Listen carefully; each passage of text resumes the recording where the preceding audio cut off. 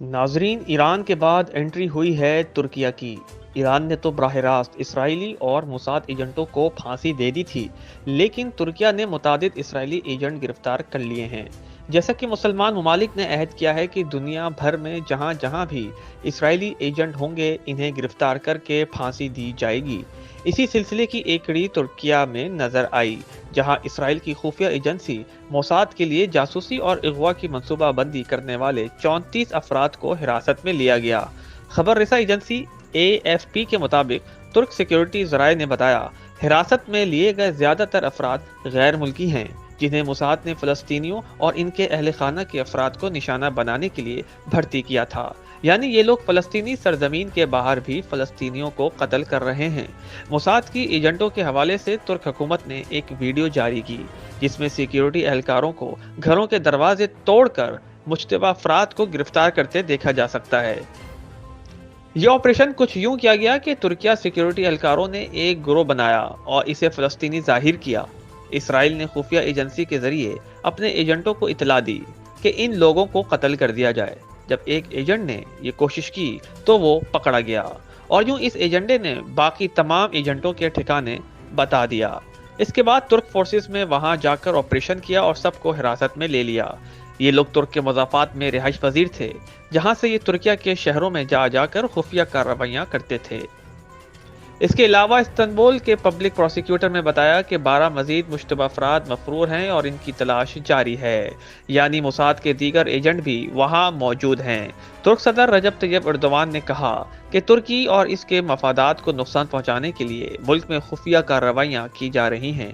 ये इकदाम एक ऐसे मौके पर उठाया गया जब तुर्क सदर रजब तैयब एर्दोगान ने खबरदार किया था, अगर तुर्किया में रहने और काम करने वाले हमास के अफराद को इसराइल ने निशाना बनाने की कोशिश की तो इसे संगीन नताइज का सामना करना पड़ेगा। इसी तरह गजा पर इसराइली बमबारी और जंग के आगाज के बाद से इसराइल और तुर्किया के ताल्लुकात इंतहाई कशीदा हो गए हैं।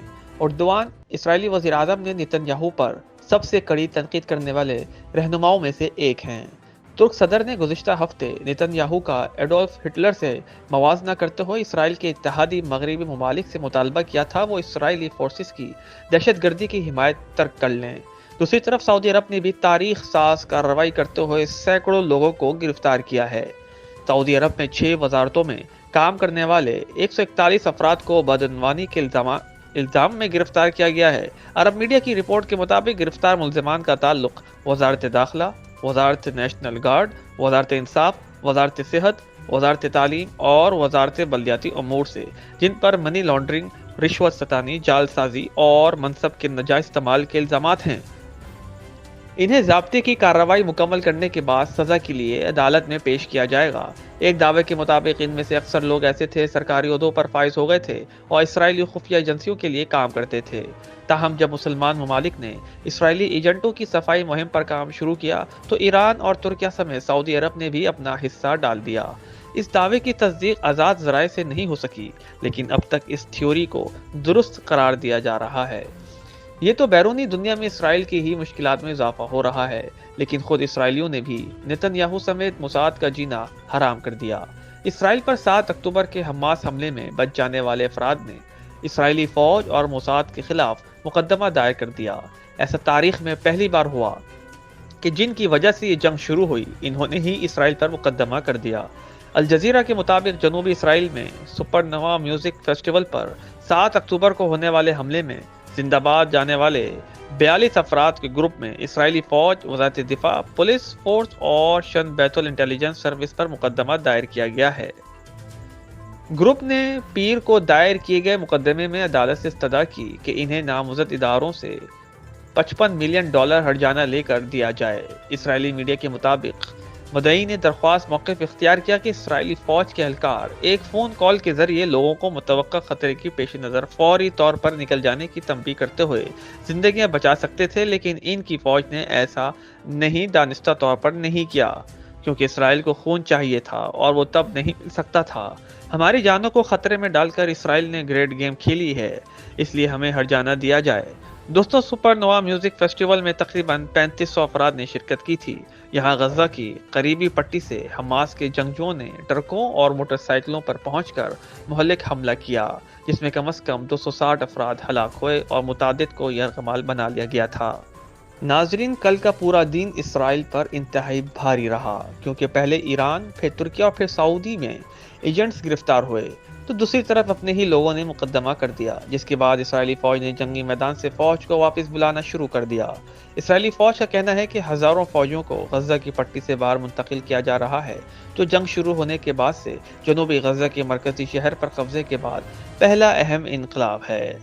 خبر رسائی ایجنسی انویسٹیگیٹڈ پریس کے مطابق اسرائیلی فوج کی نقل و حرکت اس بات کی طرف اشارہ کرتی ہے کہ غزہ کے کچھ علاقوں میں، بالخصوص شمالی نصف حصے میں، جنگ کی شدت کم ہو رہی ہے، جس شاید اسرائیل شکست تسلیم کر چکا۔ غزہ کے دیگر علاقوں، خصوصاً جنوبی شہر خان یونس اور علاقے کے مرکزی علاقوں میں شدید لڑائی جاری ہے۔ اسرائیل نے غزہ پر 16 برس سے حکومت کرنے والی حماس کو ختم کرنے سمیت اپنی جنگی مقاصد کی حصول تک آگے بڑھنے کا اعلان کیا تھا۔ اب اسرائیلی فوج بہانہ بنا رہی ہے کہ ہزاروں فوجیوں کو تربیت اور آرام کے لیے آنے والے چند ہفتوں میں غزہ سے باہر نکالا جا رہا ہے۔ دوستوں، ابھی تو یہ ٹریلر ہے، فلم ابھی باقی ہے۔ مقدمے اور انخلا کے علاوہ اسرائیلی وزیر اعظم نیتن یاہو کو تاریخی شکست کا بھی سامنا ہے۔ اسرائیلی وزیر اعظم نیتن یاہو اسرائیل میں ہی عوامی حمایت کھو بیٹھے ہیں۔ صرف 15% اسرائیلی چاہتے ہیں کہ غزہ جنگ کے بعد نیتن یاہو وزیر اعظم کے عہدے پر برقرار رہیں۔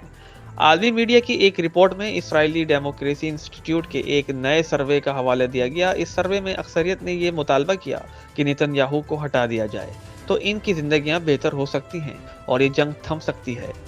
اس طرح کے پے در پے سروے سے پتہ چلا کہ 7 اکتوبر سے ان کے مقبولیت میں تیزی سے کمی آئی اور مقامی لوگ ہی نیتن یاہو کے خلاف ہو گئے۔ ناظرین، ابھی مزید ناکامیاں باقی ہیں۔ ہوا کچھ یوں ہے کہ اسٹریٹجک میدان میں تو اسرائیل شکست سے قریب ہے، لیکن اب میدان جنگ میں بھی حماس نے پنجے گاڑ دیے ہیں۔ حماس کے ترجمان ابو عبیدہ نے کہا کہ ان کے جانبازوں نے گزشتہ 4 روز میں 16 اسرائیلی فوجی مارے ہیں، جبکہ بے شمار زخمی ہی ہیں۔ ان کے بیان کے مطابق ان 4 روز میں حماس کے جنگجوؤں نے اسرائیلی فوج کے 42 آپریشنز کو ناکام بنایا۔ مختلف حملوں میں 71 اسرائیلی فوجی گاڑیاں بھی تباہ ہوئیں، اسرائیلی ڈونرز بھی مارے گئے۔ ادھر اسرائیلی فوج نے تصدیق کی کہ شمالی اسرائیل میں حزب اللہ کے تازہ حملوں میں 5 فوجی زخمی ہو گئے۔ جنوبی لبنان سے متعدد میزائل داغے گئے، جس کے نتیجے میں فوجی اہلکار زخمی ہوئے۔ ابھی حماس کی مزید کامیابیاں رہتی ہیں۔ صرف حماس ہی نہیں بلکہ ایران نے تو تقریباً کوہرام مچا کے رکھا ہوا ہے۔ کل کی ہی بات ہے، اسرائیل حماس جنگ کے باعث خطے میں بڑھتی ہوئی کشیدگی کے دوران ایران نے بحیرہ احمر میں بحری جنگی جہاز تعینات کر دیا۔ ایرانی میڈیا رپورٹ کے مطابق یمن کے حوثیوں کے دست جنگوں کے مارے جانے کے بعد ایرانی بحریہ کے 90 سے زائد بیڑے کے فوجی جہاز کے طور پر کام کرنے والا البرز ڈسٹرائر بیر کو تصویراتی اہمیت کے حامل ابرائے بابل مندوب کو عبور کر کے بحیرہ احمر میں داخل ہو گیا۔ ایران کی جانب سے یہ قدم ایسے وقت میں اٹھایا گیا ہے جب عالمی سطح پر اہم آبی گزرگاہ پر تناؤ میں بے پناہ اضافہ ہو چکا۔ جب ایران کا خوفناک بیڑا بحیرہ احمر میں تعینات کیا گیا تو مجبوراً امریکہ نے بھی اپنا بیڑا واپس بلا لیا۔ تفصیلات کے مطابق امریکہ نے غزہ میں جنگ اور خطے کی صورتحال کے پیش نظر اپنے سب سے بڑے طیارہ بردار بحری بیڑے USS جرالڈ فورڈ کو واپس امریکہ لے جانے کا اعلان کر دیا۔ اس کے بعد اب امریکہ جلد USS جرالڈ فورڈ کو بحیرہ روم کے پانیوں سے نکال لے گا۔ امریکہ نے سب سے بڑا جنگی اثاثہ جرالڈ فورڈ طیارہ برداشت اکتوبر سے شروع ہونے والی اسرائیلی حماس جنگ کے فوری بعد خطے میں ہی اسرائیلی دفاع اور اپنے مفادات کے تحفظ کے لیے بھیجا تھا۔ تاہم اب اسے واپس بلا لیا گیا کیونکہ بحیرہ احمر میں ایران اور حزب اللہ کی وجہ سے انہیں جنگ میں مشکلات کا سامنا ہے۔ ناظرین، آپ کو یہ بتاتے چلیں کہ ایسا ہرگز نہیں ہے کہ حماس، ایران، حزب اللہ اور دیگر تنظیموں حملے کر رہی ہیں اور اسرائیل خاموش تماشائی بنا ہوا ہے، بلکہ اسرائیل بھی اپنی طرف سے بھرپور جواب دے رہا ہے، لیکن ان کے جواب میں ذرا فرق ہے۔ سب سے پہلے تو اسرائیلی فورسز کے لبنان کے دارالحکومت بیروت میں حماس کے دفتر پر ڈرون حملے میں 4 افراد مارے گئے، جبکہ کئی دیگر زخمی ہو گئے۔ اس حملے میں حماس کے سینئر عہدیدار صالح اللہ رولی مارے گئے ہیں۔ یہ دماغ کا ایسے وقت میں ہوا جب ایک دن قبل ہی حزب اللہ کے سربراہ حسن نصر اللہ نے خطاب کیا تھا۔ برطانوی نیوز ایجنسی رولٹرز کے مطابق یہ کہنی شاہد ہے کہ کہا کہ یہ شاید ڈرون حملہ تھا جس نے گنجان آباد علاقے میں واقع عمارت کی دوسری منزل کو نشانہ بنایا۔ حملے میں شہید ہونے والے الروری حماس کے سیاسی و بیورو کے نائب سربراہ اور فلسطینی گروپ کے مسلح ونگ القسام بریگیڈ کے بانیوں میں سے ایک تھے۔ وہ 15 سال اسرائیلی جیل میں گزارنے کے بعد طویل عرصے سے لبنان میں جلا وطنی کی زندگی گزار رہے تھے۔ حالیہ ہفتوں میں انہوں نے غزہ کی جنگ میں حماس اور اس کی حکمت عملی کے ترجمان کے طور پر کام کیا۔ گزشتہ ماہ انہوں نے الجزیرہ کو بتایا تھا کہ حماس غزہ پر اسرائیلی جارحیت ختم کرنے سے پہلے قیدیوں کے تبادلے کے معاہدے پر بات نہیں کرے گی۔ یہی وجہ ہے کہ اسرائیل نے خصوصی طور پر انہیں نشانہ بنایا، اور ہم آپ کو بتا رہے ہیں اسرائیلی کارروائیوں میں فرق ہے تو وہ اس طرح کے فلسطینی بچوں کا دشمن اسرائیل ہزاروں بچوں کو بے درپے سے شہید کرنے کے بعد اب زندہ بچوں کو اغوا بھی کر رہا ہے۔ اس کے علاوہ اسرائیلی فوج کی طرف سے شدید گولہ باری اور میزائل حملوں نے غزہ کی پٹی کو ہلا کر رکھ دیا۔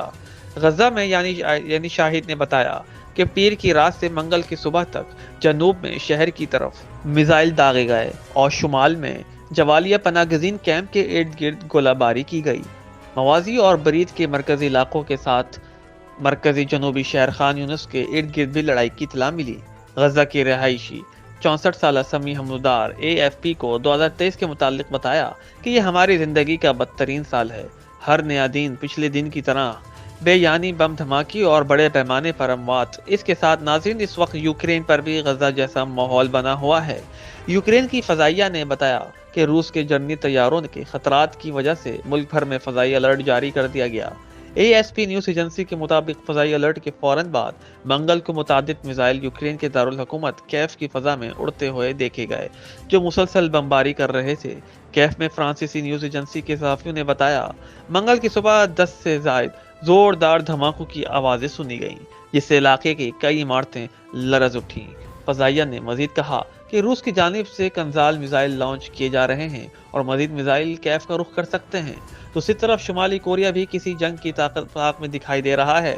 شمالی کوریا کے رہنما کم جونگ ان نے فوجی کمانڈروں سے کہا کہ اگر امریکہ اور جنوبی کوریا فوجی تصادم کی جانب بڑھتے ہیں تو انہیں تباہ کرنے کے لیے اپنی سب سے طاقتور ذرائع کو متحرک کرنا ہوگا۔ ان کے مطابق جزیرہ نما کوریا پر مسلح تصادم کا خطرہ تیزی سے حقیقت بنتا جا رہا ہے اور ملک کو محفوظ بنانے کے لیے اپنے ہتھیاروں کو تیز کرنے اور طاقتور ذرائع کے متحرک کرنا ضروری ہے۔ انہوں نے کہا اگر دشمن فوجی تصادم کا انتخاب کرتے ہیں تو ہماری فوج کو بغیر کسی ہچکچاہٹ کے اپنے تمام تر وسائل کو بروقار لاتے ہوئے انہیں مکمل ختم کرنے کے لیے کارروائی کرنا ہوگی۔ دیکھتے ہیں کہ سال مزید جنگوں کا خمیازہ برداشت کرنا پاتا ہے یا امن کا ضامن ہوتا ہے۔